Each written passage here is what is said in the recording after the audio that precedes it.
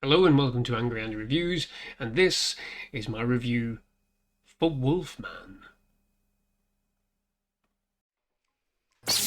Angry Andy. Angry Andy Reviews. Angry Andy. Angry Andy. Angry Andy Reviews. Angry Andy. Angry Andy Reviews. Angry Andy. Angry Andy Reviews. Angry Andy Reviews. Don't make me destroy you. So, Wolfman, directed by Lee Wannell, who brought us The Invisible Man a few years ago, which was, again, sort of like a Universal Monsters kind of remake. I really enjoyed The Invisible Man. I enjoyed the psychological thriller aspect of it, the sort of haunted house and ghost kind of thing that was going on, but obviously there was really somebody there, which is fucking bizarre. And this film follows the same sort of remake, reimagining kind of vein of those classic Universal Monsters movies. Here, it stars Christopher Abbott as Blake. He's a husband living in San Francisco who takes his wife and their daughter to an old farmhouse in the middle of nowhere that he has inherited from his father, who has gone missing and is presumed dead. And when they get to the farmhouse, they are attacked by an unseen creature, and from there everything starts to go horribly wrong. They barricade themselves in the house itself, and Blake begins to behave strangely, transforming into something that they no longer recognize.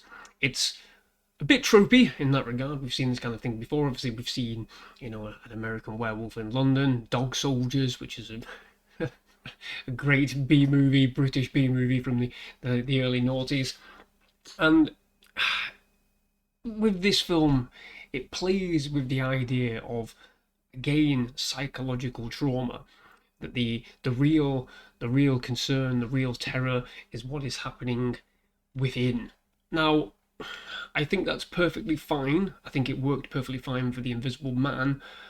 I don't think it works well with a film like this, with a film based on werewolves, which we're, sad to say, almost expecting terror and carnage and mayhem throughout. This film, for whatever reason, for me, is absolutely lacking in any form of terror, in any form of scares. There are a few, creepy moments, no doubt, and I think the body horror is great. It really is. It's not as good as those films I've mentioned before. It's not as good as many films we've seen with body horror, but it does do that part well.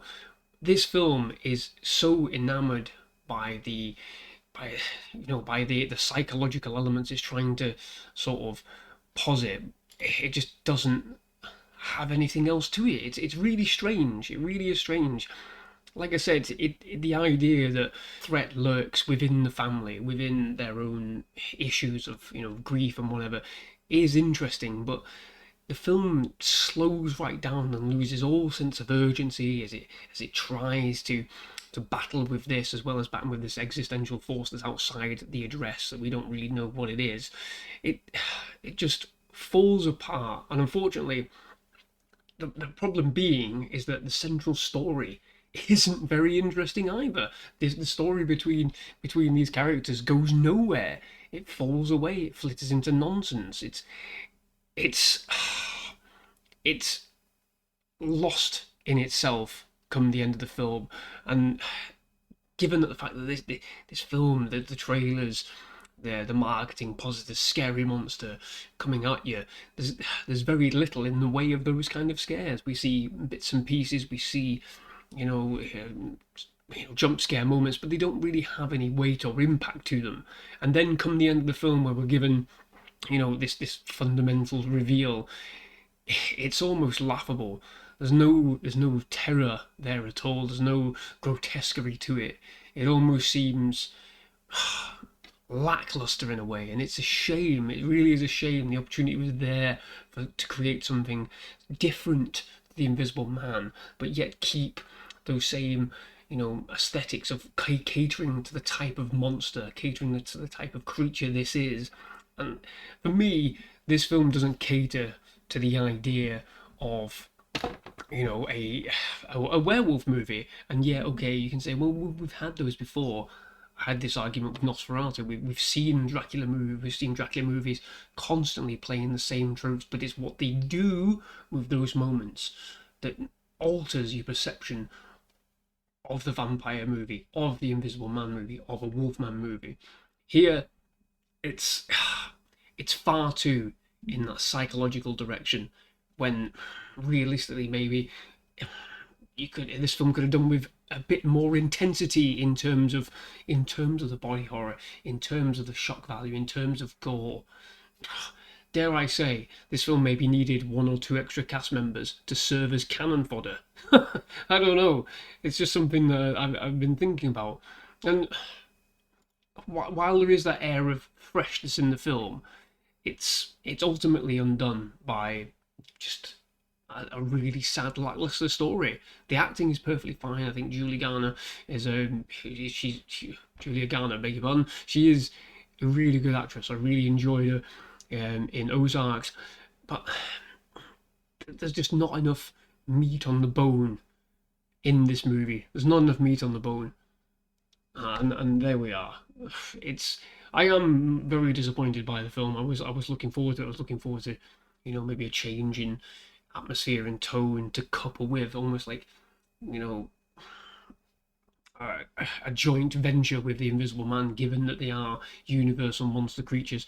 Obviously, I don't know if this has any connection to the universal monsters things that's going on in the US in the Orlando theme parks, where they're building that whole land. But it would have been nice if there's some sort of, not necessarily hardened continuity, but links and connections. Maybe there is. Maybe I missed it.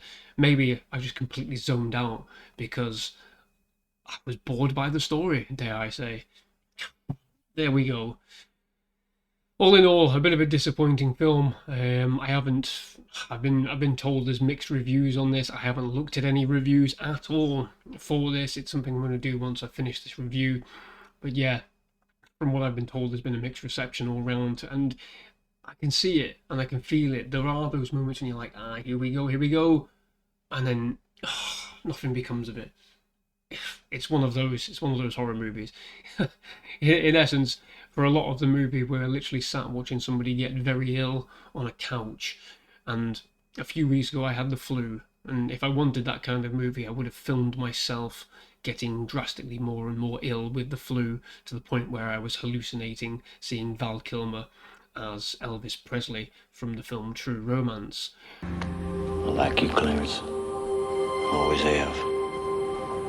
Always will.